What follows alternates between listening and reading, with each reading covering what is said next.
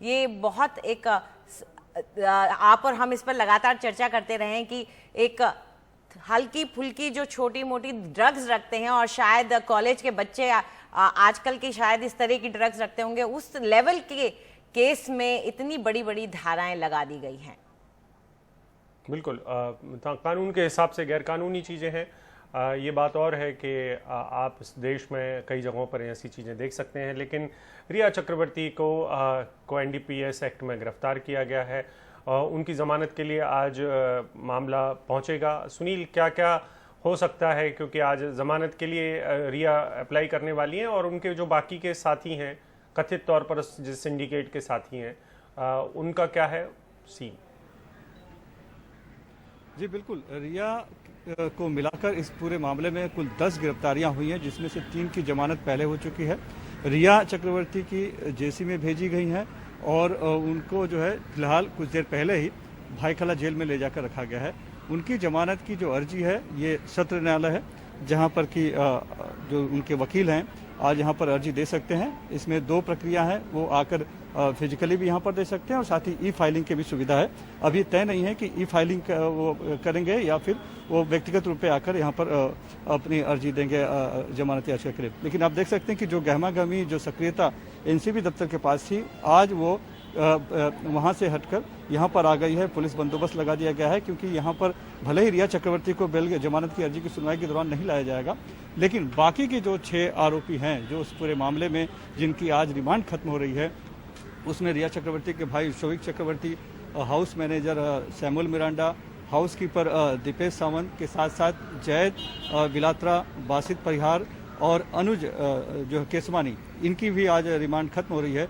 तो चूंकि पहली रिमांड किला कोर्ट में हुई थी जो कि सीएमएम के तहत आती है, वहाँ पर जब रिमांड हो रही थी, उसके बाद जब मीडिया की भीड़ बढ़ी थी, तब चीफ मेट्रोपॉलिटन मजिस्ट्रेट ने आदेश दिया था कि सभी की जो पेशी है वो वीडियो कॉन्फ्रेंसिंग के जरिए हुई। लिहाजा कल जो पेशी हुई, पहली पेशी रिया चक्रवर्ती की और जमानत अर्जी की सुनवाई हुई, वो वीडियो कॉन्फ्रेंसिंग के जरिए हुई। लेकिन आज जो है सत्र न्यायालय में चूंकि एनडीपीएस कोर्ट है और यहाँ पर दूसरी रिमांड यहाँ पर होने वाली है, इसलिए आज सभी 6 को थोड़ी देर में यहाँ पेश किया जाएगा। उन्हें फिलहाल मेडिकल के लिए ले जाया गया है साइन अस्पताल, वहाँ से लाकर यहाँ कोर्ट में पेश किया जाएगा और उनकी जो है सुनवाई होगी। क्या उन्हें आगे रिमांड पर लेना चाहती है एनसीबी या फिर ये सभी जेसी पे चले जाएंगे।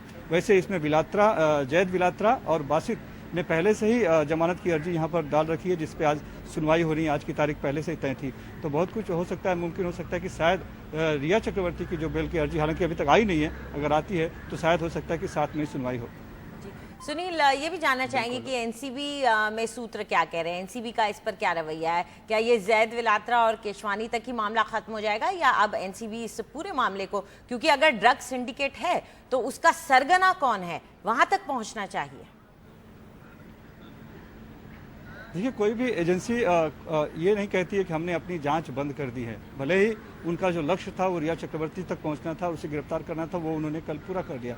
लेकिन चूंकि ये ड्रग सिंडिकेट है और इससे बार बार जोड़ा गया है कि बॉलीवुड ड्रग रैकेट से इसका कनेक्शन जोड़ा गया है, तो स्वाभाविक तौर पर वो आगे बढ़ेंगे और कुछ और गिरफ्तारियां इसमें हो सकती हैं, क्योंकि जो चैट हुए हैं उसमें भी ढेर सारे नाम हैं। इसके अलावा चूंकि कुछ लोग पकड़े गए हैं जिनके पास से कुछ ड्रग्स भी बरामद हुई है, खास करके अब्बास और करण, तो उनसे जुड़े और भी लोग हो सकते हैं। तो हो सकता है कि अगर इच्छा शक्ति हो, ऊपरी आदेश हो, तो जो एजेंसी है एनसीबी, वो बॉलीवुड ड्रग्स कनेक्शन को और खंगालने की कोशिश करे, उसमें और उजागर करे। लेकिन ये बहुत नई बात नहीं है, बहुत पहले से होता रहा है और एनसीबी की जानकारी में भी रहा है, लेकिन कभी उन्होंने ईमानदारी से कोशिश नहीं की। इस बार करेंगे या नहीं करेंगे ये कह पाना बहुत मुश्किल है, लेकिन ये जरूर है कि उनका लक्ष्य जो था वो रिया चक्रवर्ती तक पहुंचना था, वो उन्होंने पहुंच गए और उनकी गिरफ्तारी कर ली। हैरान उस बात के लिए है कि कल ही देखिए, जैसा कि मैं इशारा कर रहा था कि अचानक से क्या जरूरत थी कि शाम को ही वीडियो कॉन्फ्रेंसिंग के जरिए पेशी करने की, तो पूरी को पूरी कहीं ना कहीं एक मंशा थी कि तुरंत रिया चक्रवर्ती को जमानत मिल जाए। जैसा कि अभिषेक कह रहे हैं कि कोविड का वक्त चल रहा है, भाई जेलों में भेजना, जेल में किसी ऐसे कैदी को भेजना उचित नहीं होता था, हो सकता था, लेकिन मजिस्ट्रेट ने फैसला दे दिया, उन्होंने जमानत की अर्जी खारिज कर दी, लिहाजा रिया चक्रवर्ती को जेल जाना पड़ा। जी, सिर्फ तो नजर बनाए रखिएगा क्या आती है अर्जी या नहीं, लेकिन हम यही उम्मीद करते हैं कि एनसीबी की जो ये शुरुआत हुई है और ये जो पूरा कैंपेन चला है वो अपने चरम तक जाए, उसमें आखिरकार इस सिंडिकेट का भंडाफोड़ हो।